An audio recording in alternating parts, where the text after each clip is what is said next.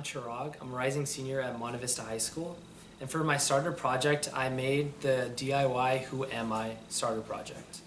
And in this project, there are three main components. There's a button, a speaker, and the Arduino processor.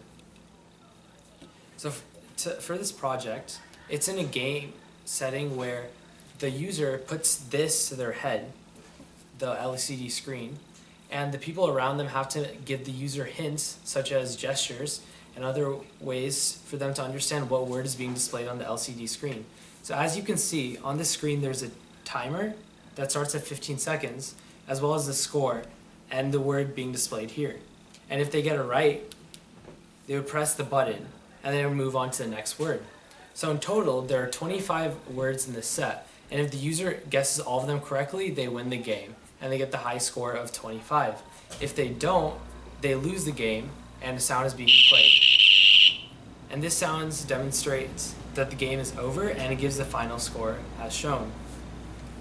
In this project, I learned how to use an Arduino for the first time, as I never done before. And what I learned was, in this way, it's much better than using a computer because you can intuitively understand what's going on, as well as it's easier to change and edit things on the breadboard.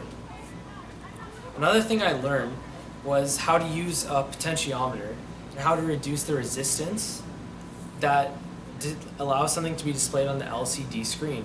Something that happened in the process was that I increased the resistance too much and then nothing was being displayed on the screen. And once I decreased that resistance, it was able to show all the text that was being sent from the Arduino microprocessor. And after that, my project worked well.